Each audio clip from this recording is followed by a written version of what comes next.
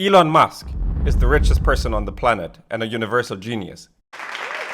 Yet, he lost 40 billion acquiring Twitter. How did that happen? Why did he do it? And can you turn it around? We're gonna explain that today. Hello guys, this is We Are Jaws. I'm Jazz, this is Julian. We discuss various issues of the week, and this week we discuss Elon Musk and his acquisition of Twitter.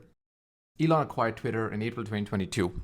It all started off with him building up a stake of about 9% and then eventually making an offer to the board of Twitter to acquire the company. But quite quickly, he developed cold feet. He tried to get out of the deal, which eventually led to the Twitter board suing him. And then he was forced to complete the deal at a price of 44 billion.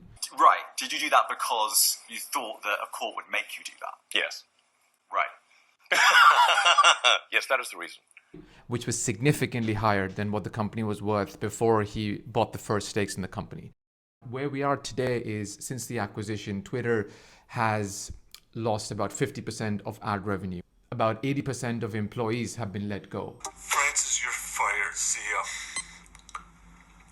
And overall, the situation looks a lot different. So Julian, what are the key problems?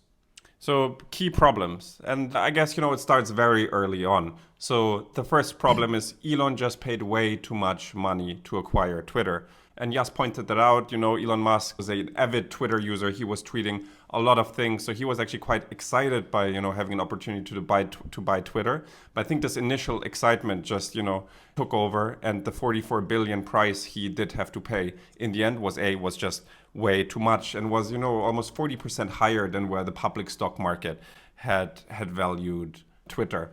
The next thing is what went wrong. Musk thought you don't need any of the employees. He went out and he said, if you're not willing to work 24/7, if you're not willing to work weekends, you're gonna be fired. And he fired 80% of people. Actually, what happened is there was no more content moderation. A team which was under, previous ownership was hundreds of people, went down to 15 people at its lowest. And so what that means is content moderation almost didn't happen anymore for a period of time. So people were uploading full movies, people were uploading illegal stuff. And what did Elon Musk do about it? He just tweeted and said, if you see anything nasty, just reply to my tweet and we'll deal with it. And obviously people replied to the tweet. And so the problem was not just didn't people like this, that now Twitter was a free-for-all and so much illegal stuff or content that nobody wants to see on there. Also, and more importantly, the advertising companies didn't like this. The ad revenues just plummeted.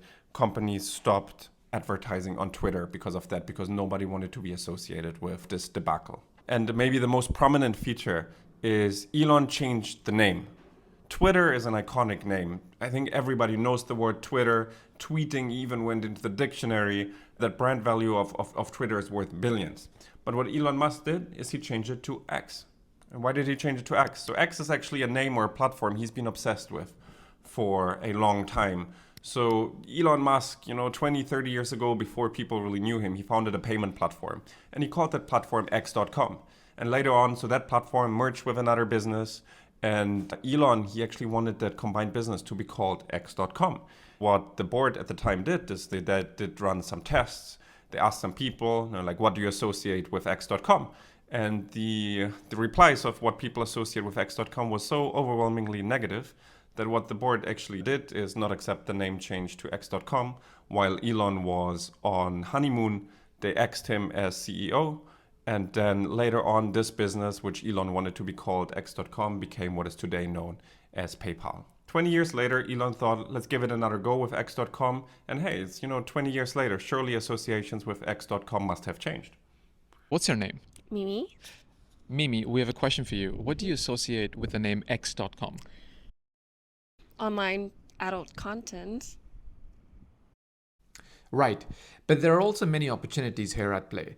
I think one key thing to remember here is that there are apps like WeChat in China and Alipay in China as well, which are a one-size-fit-all app which encompass several different features. So for instance, WeChat encompasses social media, it includes paying for bills. And in China, you can live on WeChat basically. Yeah. It's like Yeah, everyone's like, you live on WeChat, you do payments, you do everything. It's like, yeah, it's great. Basically, WeChat's kick ass. It's an all-encompassing app, and Elon's vision here really is to develop an app similar to WeChat or Alipay. Copy WeChat. Hey. Copy them. Twitter copies WeChat.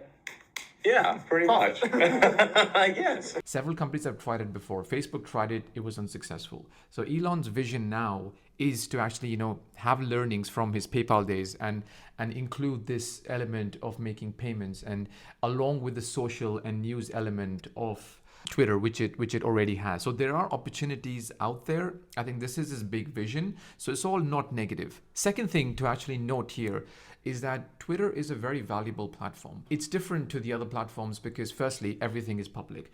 Unlike Facebook, where users are effectively communicating with their friends on Twitter, because it's a public platform and there are so many influential people on it, a lot of public policy decision making, a lot of cultural shifts actually are announced on Twitter. We all know the time when Trump was still on Twitter and a lot of the policy decisions were being made on Twitter. So it really is a digital town square. That's the vision of the company, and that's not really changed as such. Then I think the third thing to remember is, to the point that Julian made around a lot of employees being let go, a lot of companies in Silicon Valley followed suit. Microsoft, Amazon, Google, they all similarly announced rifts to right-size their organizations on the back of what's been happening in the market right now. So this is the vision. This is what Elon wanted to achieve. But what has he actually achieved in the last year or even over a year since he acquired Twitter? Free speech? Yes, I guess so. He reinstated some people on Twitter which were previously banned, which led to a lot of amusement. Generating more revenues. He instated the blue tick verification on Twitter. Actually received a lot of backlash, but making a little bit of ad revenues from there. Payments, inside apps, and everything apps such as WeChat in China? No, we're actually far away from that. Today you can use Twitter or x.com to tweet, but you can't pay, you can't order groceries and make voice calls, etc. That is still very much being developed and taking a long, long time. His vision, it might be interesting. I think people would have the appetite to use one app for a lot of different things and not use an Uber, a Snapchat, a Twitter, a Facebook, and a WhatsApp, and Amazon, all in different apps. But Elon is the CEO of Tesla. He's the CEO of SpaceX. He has lots of different ventures. And so the time he can devote to Twitter, maybe it's just become too much. But not everything is bad.